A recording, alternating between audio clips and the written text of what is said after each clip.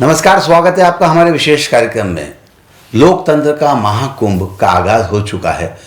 कल यानी 17 तारीख को मतदान होने वाला है। अब लोकतंत्र, धनतंत्र या मुद्दे, एक बड़ा सवाल यहाँ पर है कि किन मुद्दों पर, किन बातों पर मतदाता मतदान करेगा। इन सब बातों पर चर्चा करने के लिए हमारे साथ मौजूद हैं वरिष्ठ पत्रकार, हॉटलाइन के एडिटर इन चीफ राजा शर्मा, साथ ही इन स्टेट प्रेस क्लब के अध्यक्ष प्रवीण खारीवाल। स्वागत है आप दोनों का इस कार्यक्रम में। राजा भाई, मेरा सवाल आपसे, जैसा मैंने कहा कि लोकतंत्र का महाकुंभ है, ये धनतंत्र का चुनाव होगा, लोकतंत्र का चुनाव होगा या मुद्दों का चुनाव होगा? देखिए, चुनाव जो है राजनीतिक दृष्टिकोण से, राजनीतिक विचारधारा से तो हो सकता है कि धनतंत्र का हो सकता है, लेकिन जनतंत्र को कभी अंडर एस्टिमेट नहीं करना चाहिए। जनतंत्र जो है ना, सभी ज्ञान, गणित, गुणा भाग को दिमाग में रख के मतदान करते हैं।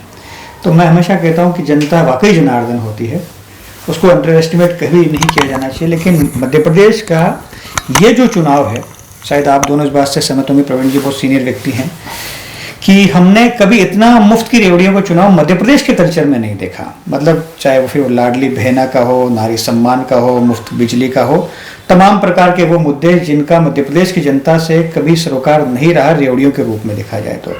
यहाँ आइडियोलॉजी के चुनाव होते रहे हैं, आइडियोलॉजी बेस्ड इलेक्शन रहे हैं, लेकिन मुझे लगता है ये चुनाव मुफ्त की रेवड़ियों पर केंद्रित होकर पार्टियों द्वारा लड़ा गया। खासतौर पर भारतीय जनता पार्टी ने लाडली बहना को फोकस किया और लाडली बहना ही उनकी एक चुनाव की मुख्य धारा कही जा सकती है कि उसी के आधार पर सवार होकर चुनाव लड़ रहे हैं।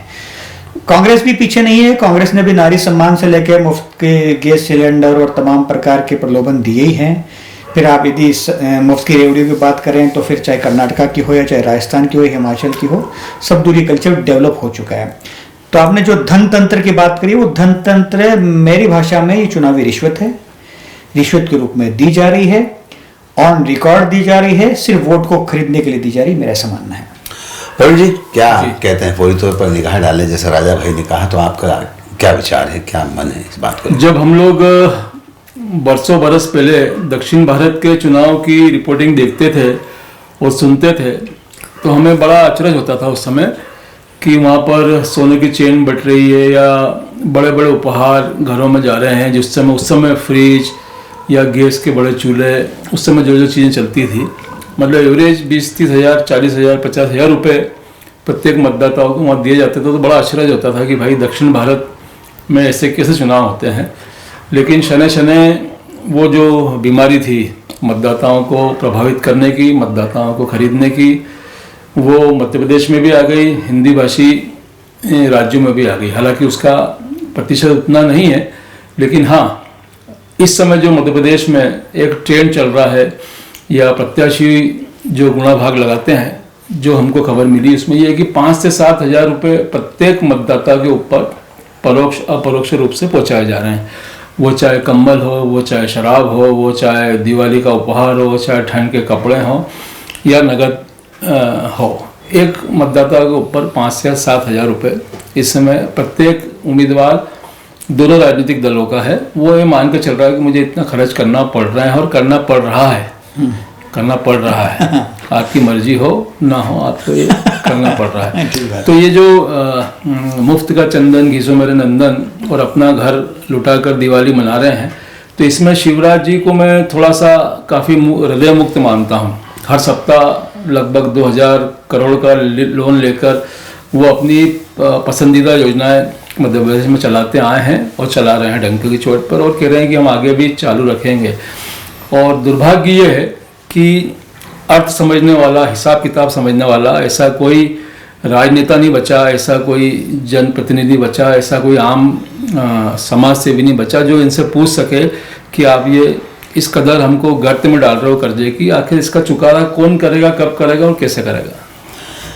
सही बात है, दोनों ने अपनी अपनी राय रख दी इस विषय पर। और आम मतदाता अब मुद्दों पर शायद मुझे लगता है कि मतदान नहीं करता है, वो करता भी होगा तो बहुत कम मात्रा में ऐसे मतदाता होंगे जो मुद्दों पर अपना मत किसको दें ये तय करते होंगे। बाकी जो इस समय के हालात हैं, इस समय जो राजनीतिक घटनाक्रम जिस तरह से बदल रहा है, जिस तरह से चुनावों को लेकर स्थितियां निर्मित हो रही है, मुझे लगता है कि राजा भाई धनतंत्र सबसे ज़्यादा हावी है। और इस धनतंत्र के हावी होने के दुष्परिणाम क्या है?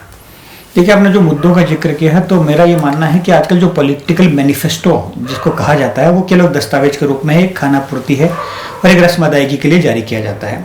जैसा मैं ऑन रिकॉर्ड लिखते भी आया हूँ और बोलते भी आया हूँ, फिर रिपीट कर रहा हूँ कि मौजूदा दौर के चुनाव पिछले कई सालों से, ऐसा नहीं इसी साल से, कई सालों से मंदिर मस्जिद, भारत पाकिस्तान, हिंदू मुसलमान, इन मुद्दों पे फोकस आके टर्न आउट हो जाता है। कोई डेवलपमेंट की बात, कोई विकास दर की बात नहीं की जाती है। आप यदि अभी चाहे नरेंद्र मोदी के भाषण उठा के देख लीजिए, प्रियंका गांधी के उठा के देख लीजिए, शिवराज सिंह चौहान के उठा लीजिए, कमलनाथ के उठा लीजिए, किसी ने भी डेवलपमेंट की या विजन की बात करी हो तो बताइए। मोदी, अमित शाह ने भी कहा कि चलो हम रामलला के दर्शन कराएंगे, और मोदी ने कहा कि सो कॉल्ड राहुल गांधी को कोट एंड कोट करते हुए कहा कि मूर्खों के सरदार है। तो जब आप मुद्दों की बात कर रहे हो तो पब्लिक को एड्रेस करने में कोई विजन, कोई डेवलपमेंट की बात नहीं होती है। सस्ती लोकप्रियता हासिल करने के लिए, तालियां पिटवाने के लिए देश के बड़े नेता जो हैं, मतलब सस्ती लोकप्रियता हासिल करने के लिए जुमलेबाजी करने लगे हैं, और कोई भी ऐसी बात नहीं होती है भाषण के अंदर जिसको कहा जा सकता है कि ये इनका एक एजेंडा है, इस एजेंडे के आधार पर मतदान होना चाहिए। तो जब आप मुद्दों की बात कर रहे हो तो मुद्दे साफ है, भारत पाकिस्तान, हिंदू मुसलमान और मंदिर मस्जिद, इन पर चुनाव फोकस हो जाता है, धीरे धीरे आ ही जाता है।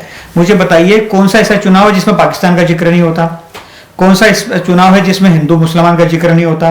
कौन सा ऐसा चुनाव है जिसमें मंदिर मस्जिद का जिक्र नहीं होता? मुझे एक चुनाव बता दीजिए आप। चुनाव पूरा फोकस इस पे हो जाता है, डेवलपमेंट की कोई बात नहीं होती, पॉलिटिकल मैनिफेस्टो की कोई बात नहीं होती है, और ये जो रेवड़ियों की बात होती है वो रेवड़ियां अपने हिसाब से योजनाओं कहते हैं। जैसे प्रवीण जी ने कहा कि बड़े हृदय से शिवराज सिंह चौहान कर रहे हैं, मैं इसकी बात को आगे बढ़ाता हूं। तकरीबन 4 लाख करोड़ का कर्जा मध्य प्रदेश की राजनीति पे हो चुका है, मध्य प्रदेश की जनता पे हो चुका है। इनकी कुर्सी बचाने की राजनीति के कारण, ये अपने कुर्सी के कारण रोज मध्य प्रदेश को लाखों करोड़ के कर्जे में डुबो रहे हैं। इसका भुगतान मध्य प्रदेश की जनता को ही करना है, मध्य प्रदेश की जनता की जेब से ही जाना है, तेल तिलों में से ही निकलेगा, आपको और मुझे भुगतान करना है इसका। प्रवीण जी, कांग्रेस भी इसी रास्ते पर चल पड़ी है। कांग्रेस भी जो अपने घोषणा पत्र की बात करें, कमलनाथ जी जो अपनी बातें करते हैं भाषणों में, वो भी जिक्र इसी बात का करते हैं कि हम आपको 15,000 रुपये प्रति परिवार देंगे, हम आपको गैस का सिलेंडर देंगे, हम आपको लाइट ये देंगे। तो ये क्या है, मतदाता के को खरीदने का प्रयास है इस तरह से राजनीतिक दलों द्वारा? एक कहावत है कि खरबूजे को देखकर खरबूजा रंग बदलता है। तो मुफ्तखोरी एक मध्य प्रदेश की राजनीतिक दलों की मजबूरी बन गई है, जिसमें परंपरा नहीं रही है। नहीं रही परंपरा। हाँ। अब वैसे लोग भी नहीं रहे जो सिद्धांतवादी होते थे, जो इस बात पे इतराज उठाते थे कि साहब ये ऐसा करना अनुचित है। अब इस सोच के लोग राजनीतिक दलों में नहीं बचे। अब तो क्या करना है, हजारों करोड़ की बात चुनाव कैंपेन में ऐसे में लग गई है जैसे चने भुंगले खाते थे पहले।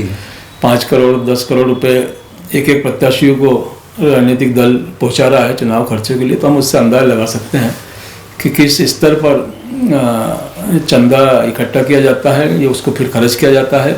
ये पार्टी की बात हुई। इसके अलावा प्रत्याशी अपने स्तर से अलग अपनी व्यवस्था रखता है।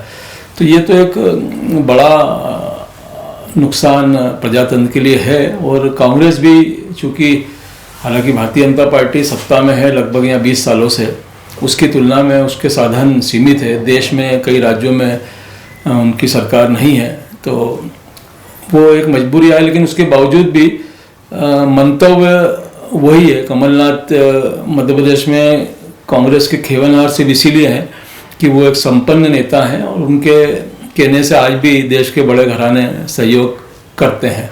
तो मजबूरी है पैसा।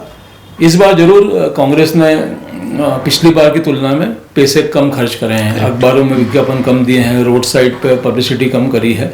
उन्होंने कहीं ना कहीं जनता को जागृत करने में कि भाई आपको लगता है कि ये बुरे हैं तो आप हमें ठीक वापस से अवसर दीजिए। पिछली बार अवसर दिया था लेकिन वो अवसर छीन लिया गया। प्रवीण जी ने जैसा कहा कि लोगों ने कांग्रेस ने कम पैसा लगाया है, दूसरी पार्टी ने ज़्यादा पैसा लगाया है। आपने कहा कि 4 लाख करोड़ का कर्ज मध्य प्रदेश पर है।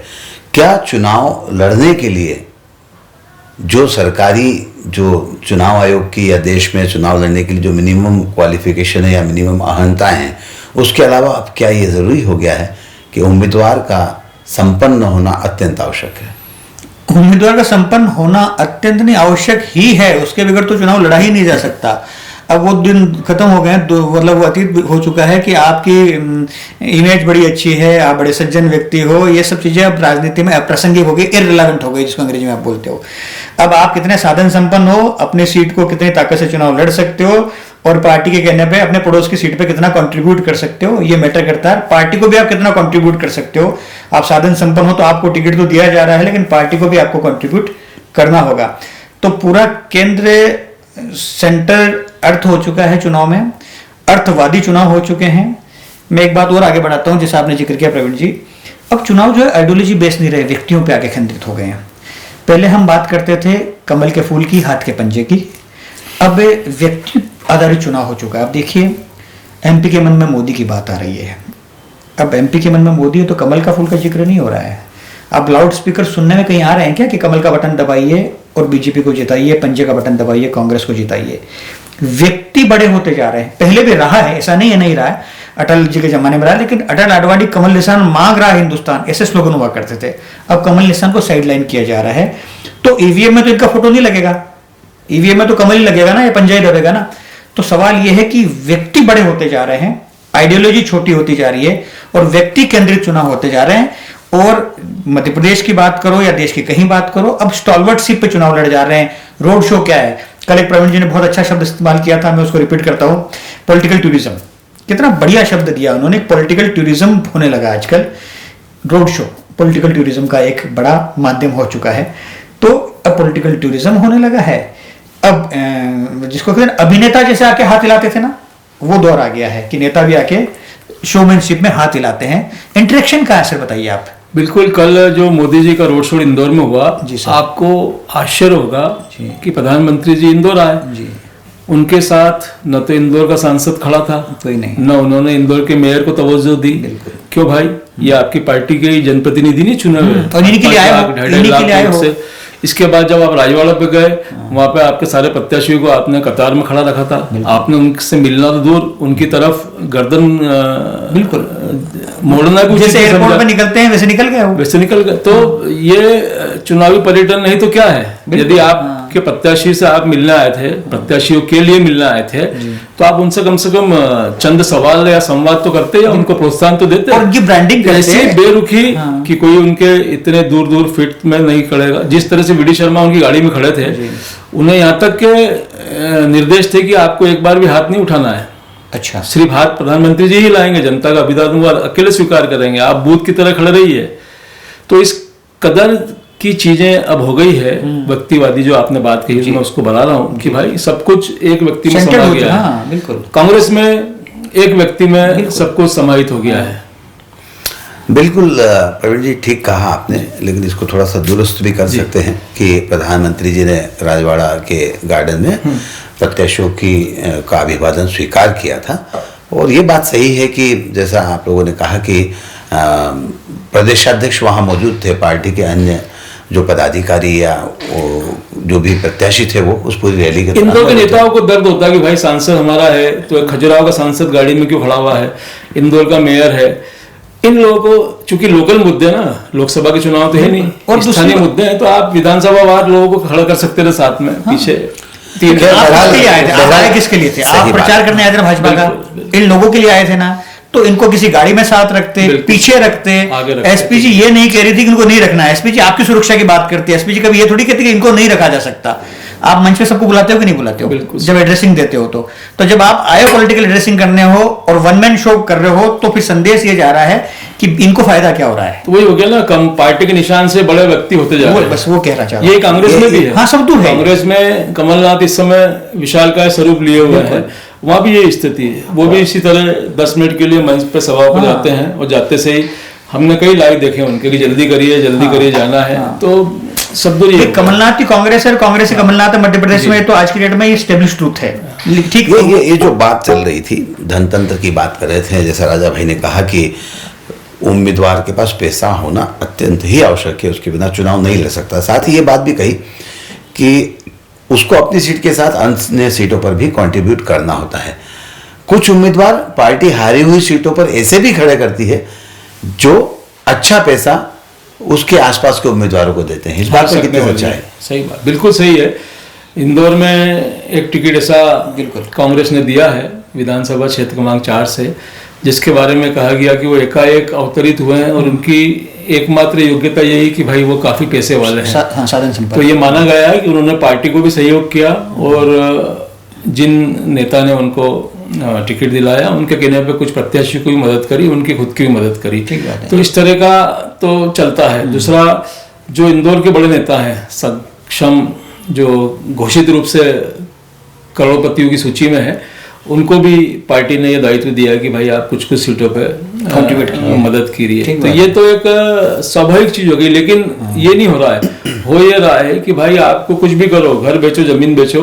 अभी मेरे एक मित्र मिल के गए, बागली से आए हैं, बोले जिस प्रत्याशी को टिकट दिया है उसके पास उस दिन 20,000 रुपये भी नहीं थे उसके पास, और अभी उसने लाखों रुपया कर्जे पे लेके चुनाव लड़ रहा है। तो ये एक मजबूरी हो गई है। और ये मान लीजिए इतना बुरा दौर आ गया है कि सगा भाई भी आपका बगैर पैसे लिए काम करने को तैयार नहीं है। आपको बड़ा अचरज होगा मेरी बात पे। सगा भाई भी अपेक्षा रख रहा है कि मेरा भाई मेरा हाथ जोड़े और व्यवस्था दे, मेरे को पैसा दे। ठीक बात। और इस पैसे का कहीं कोई हिसाब थोड़ी होता है। सबसे बड़ी बात है, कई जगह मन मार के आदमी को पैसा देना पड़ता है। हम लोग कहते हैं कि भाई आपने भट्टी है उसमें आग में डाल दिए पैसे, भूल जाइए। आप कार्यकर्ता से, मंडल अध्यक्ष से, बूथ अध्यक्ष से पूछ भी नहीं सकते कि भाई हमने आपको ये पैकेट दिया था रुपये का, इसका क्या करा आपने? तो वो तो ठीक है, फिर दे दिया। तो एक लगभग आधा पैसा डूबता है और आधे पैसा लोगों तक पहुंचता है। ठीक बात है। तो देखिए, धनतंत्र, लोकतंत्र और जनतंत्र, अगर हम इन तीनों की बात करें तो धनतंत्र ज़्यादा हावी है इस समय चुनाव पर। और आपके पक्ष में कौन काम करेगा, कौन नहीं काम करेगा, यह सब रिश्ते तय नहीं करते हैं। जैसा प्रवीण जी ने कहा कि सगे भाई भी आपसे अपेक्षा रखते हैं कि वे आएँ और आप उनकी कुछ मदद करें, या अपना भाई आपसे आकर रिक्वेस्ट करें तो आप उसके लिए काम करेंगे। तो इस तरह से चुनाव का ये दौर बदलता जा रहा है। एक समय ऐसा था जब पार्टी के लिए काम करने के लिए कार्यकर्ता लालायित रहता था, लेकिन आज सिर्फ वो इस बात पर जाकर चुनाव मैदान में उतरता है, मदद करता है, बूथ पर बैठता है या पर्ची बांटता है कि उसको प्रत्याशी की तरफ से, पार्टी की तरफ से कुछ आर्थिक लाभ होगा। बहरहाल इसी तरह से चुनाव जब होते रहेंगे तो आने वाला समय और बुरा है। ये लोकतंत्र और जनतंत्र पर जब धनतंत्र हावी हो जाएगा तो चुनाव आम आदमी के बूते से बाहर हो जाएगा। चुनाव सिर्फ वही लड़ पाएगा जिसके पास पैसा है। आज के इस कार्यक्रम में बस इतना ही। सुनील जोशी के साथ राजा शर्मा और प्रवीण खारीवाल को दीजिए इजाजत। नमस्कार। Thank you.